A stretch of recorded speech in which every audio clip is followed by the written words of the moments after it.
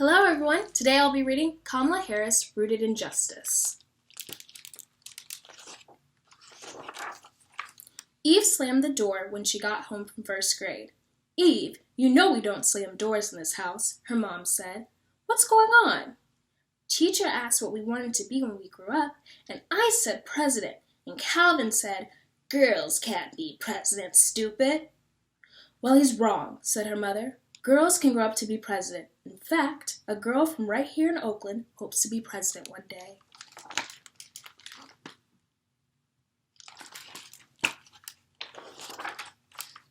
Life is a story you write day by day. Kamala's begins with a name. That means lotus flower. See how her beautiful smile opens wide like petals, fanning across the water's surface. But you don't see the flower's roots. Her roots. They grow deep, deep, deep down. Let me show you.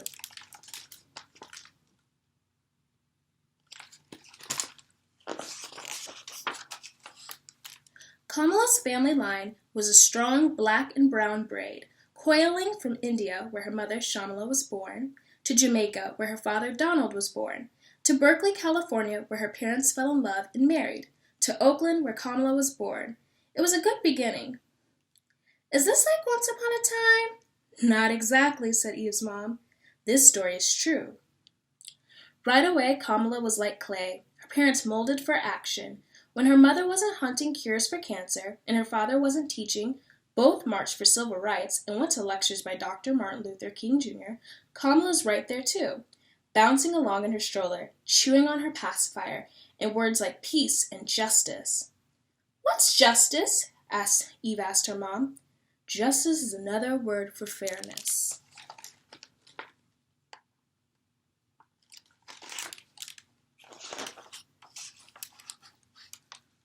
Once when tiny Kamala was fussing, her mother couldn't figure out what was the matter.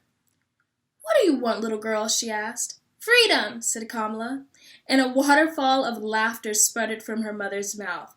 At demonstrations, marchers often chanted, What do we want? And the answer was always freedom. Little Kamala had been listening. Kamala's baby sister Maya screamed her way into the world when Kamala was 2.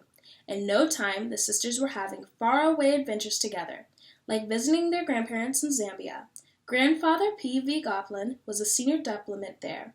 He had once fought for India's independence. His wife, Rajam, Kamala's grandmother, fought for the rights of women. Little by little on these visits, Kamala and Maya learned that fighting for justice ran in the family.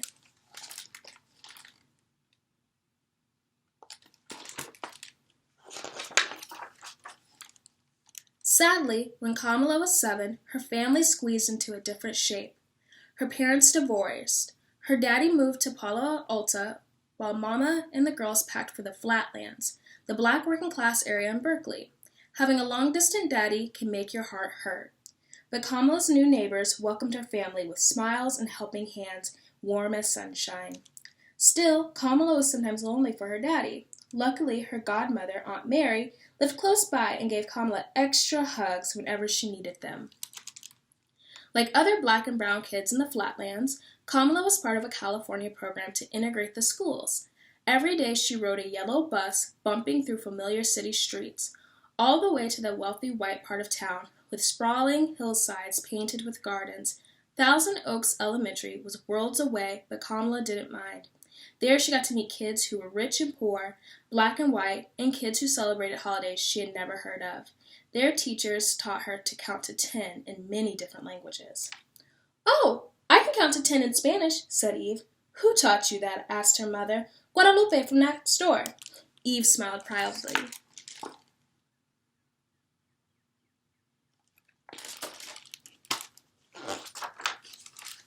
School let out before Miss Harris got home, so Kamala and Maya spent the afternoons at the Shelton house two doors next down, where Miss Regina Shelton ran the daycare and after-school programs, with posters on the wall of Frederick Douglass, Sojourner Truth, and Harriet Tubman. Miss Shelton was a second mother to Kamala and always encouraging her to have confidence. Once, Miss Shelton bit into a lemon bar Kamala had made all by herself, accidentally using salt instead of sugar. Oh, delicious, said Miss Shelton. Maybe a little too much salt, but really delicious. she said, never pointing out Kamala's total failure. That day, Miss Shelton let Kamala walk away, feeling successful, feeling like she could do anything.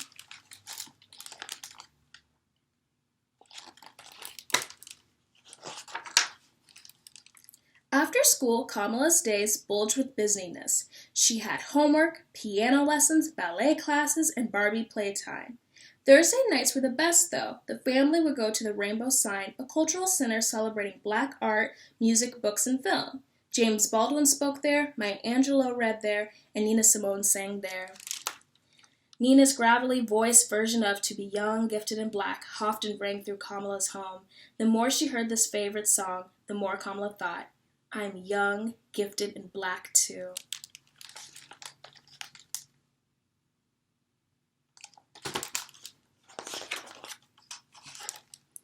On Sundays, when they weren't visiting their father, Kamala and Maya rocked from side to side at the 23rd Avenue Church of God, where they tapped tambourines and sang as the part of the children's choir. Fill My Cup, Lord was Kamala's favorite hymn.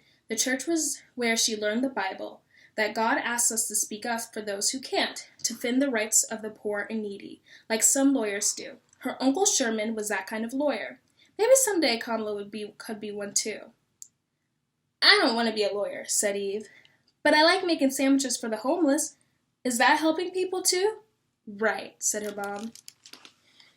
In her first year of middle school, Kamala would need a lot of faith. She learned a new lesson about change, a lesson dressed in down jackets and mittens. Her family was moving north, where 12 feet of snow and her mother's new job waited in Montreal. It still would be a wonderful adventure, Shamla told her girls, but Kamala grumbled. The thought of leaving her friends in the warmth of sunny California made her shiver.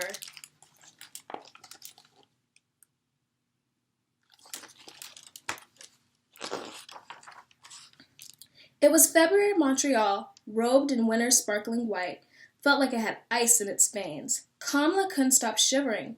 Worse yet, their new neighbors spoke French, a language Kamala's mother insisted her daughters learn. The English name of the French school her mother handpicked for them was the Lady of the Snows. That's a funny name, said Eve. Maybe, said her mom, but Kamala wasn't laughing. Montreal was no place for a lotus flower. Sighing, Kamala unpacked her new clothes and her old experience, like marching for change with her mom. One spring day, when the temperature rose enough for outdoor sports, Kamala and Maya marched in front of their apartment building, waving picket signs because kids weren't allowed to play soccer on the front lawn. It wasn't fair, and Kamala cared a lot about fairness. The building manager read Kamala and Maya's signs and changed the rules.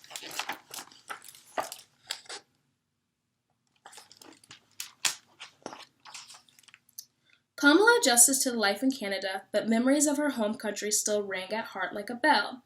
After graduating high school, she ached to return to America, where her parents had nursed her on the civil rights movement.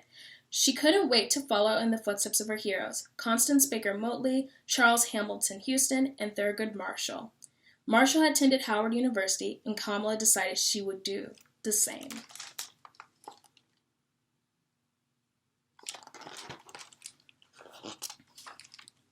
On the first day at Howard, Kamala turned this way and that, smiling at the faces of students from America, Africa, and the Caribbean. It was Thursday nights at the Rainbow Sign all over again, where everyone in the room was black like her. They reminded her of home and the people she wanted to help, the people she wanted to fight for. This university would begin to teach her how. Howard seemed like a perfect place to run for her very first campaign. It was for class representative of the Liberal Arts Student Council. Her competition was tough, but so was Kamala. Every day between classes, she passed out flyers in the campus yard and told any students who'd listen why they should have voted for her. When the last ballot was counted, Kamala came out as the winner. Daddy says I haven't had any competition because there's only one me, said Eve. That's right, said her mom. He should tell Kamala there's only one her. Eve's mom just smiled.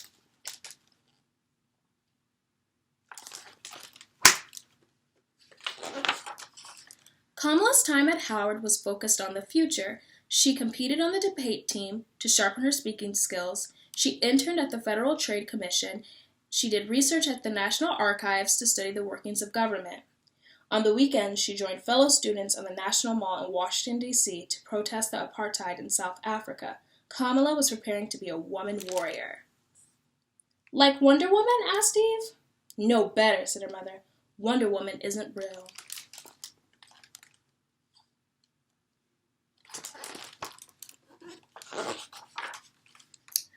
Nothing matched the magic of her second summer break when Kamala stepped through the doors of the private Senate subway as an intern for Senator Alan Cranston. Kamala would barely hold in the joy, the secret of her joy. What could be better than learning from someone whose footsteps echoed in the halls of power every day? After Howard, California called Kamala home to study at Hastings College of Law. Court cases and contracts filled Kamala's mind, but changing lives filled the heart. Elected president of the Black Law Students Association, Kamala invited major law firms to a job fair so that more black graduates had a fair chance to be hired by the best companies in the country. This work was great practice for Kamala's future.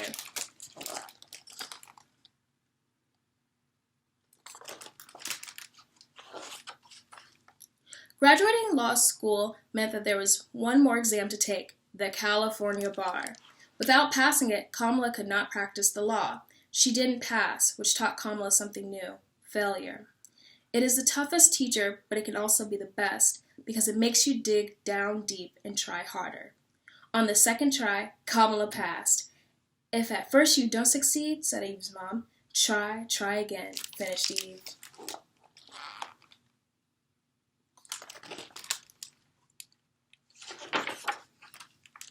Kamala was finally ready to climb the mountain of her dreams. First, Deputy District Attorney, next, the first female District Attorney of San Francisco, then the first black woman Attorney General of California.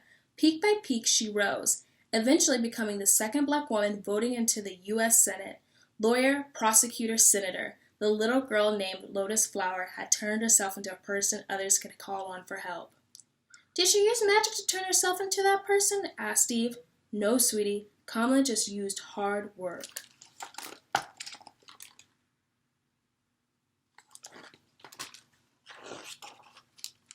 As senator, Kamala fought for laws to help workers earn more money, joined the Women's March on Washington for equality and civil rights, and telephoned lawyers to help immigrant children who came to America looking for some place safe to live.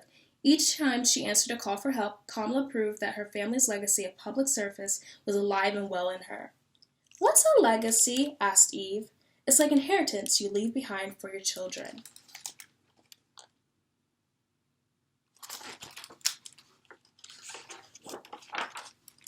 Kamala had traveled far, but she hadn't finished climbing on the mountain of her dreams. On Martin Luther King Jr.'s birthday, on the TV show Good Morning America, Kamala told the world, "I'm running for president of the United States."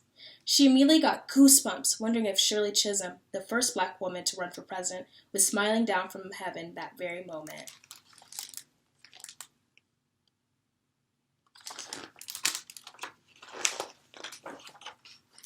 Months into the race, Kamala realized that running for president cost more money than she thought, and Kamala's campaign team didn't have enough. She decided to give up her run for the 2020 presidential nomination. Sad to leave the race, Kamala looked forward to all the good work she could still do as Senator Harris. That's okay, said Eve. At first you don't succeed, try again. Exactly, said her mom. Will Donald Kamala's daughter ever get to call the White House home? Well, she becomes the Vice President of the United States. And that's our story of Kamala Harris. Thank you.